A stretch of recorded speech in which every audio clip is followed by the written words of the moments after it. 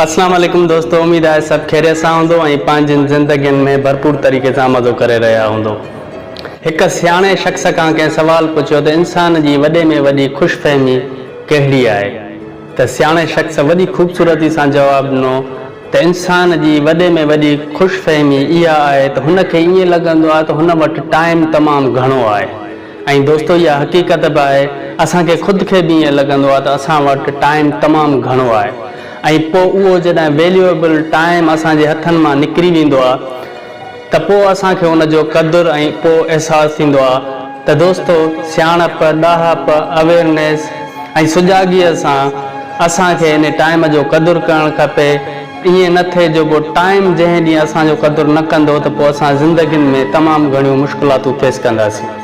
चवंदा आहिनि त टाइम खे पकिड़े नथो सघिजे, बीहारे नथो सघिजे, पर इन टाइम खे सही तरीक़े सां गुज़ारणु असांजे हथ में ज़रूरु आहे। दोस्तो, इहो टाइम असांखे फ्रीअ में त ज़रूरु मिले थो, पर इन जी क़ीमत शायदि दुनिया में केरु बि अदा नथो करे सघे। असां दौलतूं कमायूं था, पैसा कमायूं था, पर छा असां इन्हनि पैसनि सां, इन्हनि दौलतुनि सां उन गुज़िरियल टाइम खे छा ख़रीद करे सघूं था? न, कॾहिं बि न। त असांखे खपे त असां मामलातनि खे सम्झी करे इन टाइम जो क़दुरु कयूं ऐं इन खे सही तरीक़े सां इस्तेमालु कयूं। इन मामले में हिकु ख़ुशख़बरी बि आहे ऐं हिकु ॾुख भरी ख़बर बि आहे। ॾुख भरी ख़बर इहा आहे त असांजो काफ़ी टाइम गुज़री चुको आहे ऐं टाइम तमामु तेज़ी सां गुज़री रहियो आहे। ऐं ख़ुशख़बरी इहा आहे त इन टाइम जो रिमोट कंट्रोल अॼु बि असांजे हथ में आहे ऐं असां चाहियूं त इनखे सही तरह सां इस्तेमालु करे सघूं था।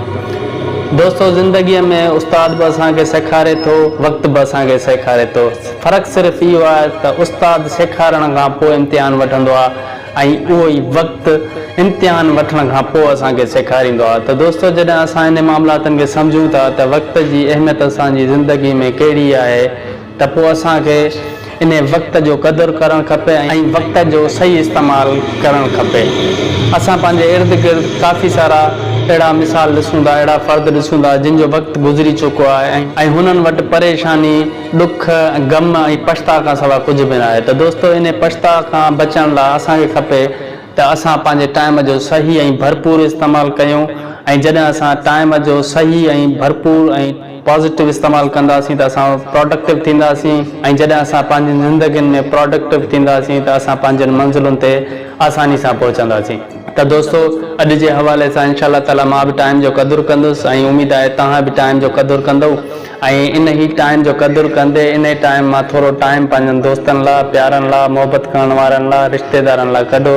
छो जो हिन दुनिया में हिन वक़्तु टाइम खां वॾो को तोहफ़ो न आहे। जेकॾहिं तव्हां कुझु घड़ियूं पंहिंजनि दोस्तनि खे, पंहिंजनि यारनि खे, पंहिंजनि प्यारनि खे ॾियो था त दुनिया जो बहितरीनु तोहफ़ो आहे जेको तव्हां हुननि खे ॾियो था ऐं उनजो रिटर्न तव्हांखे कुदरत वारो ज़रूरु ॾींदो।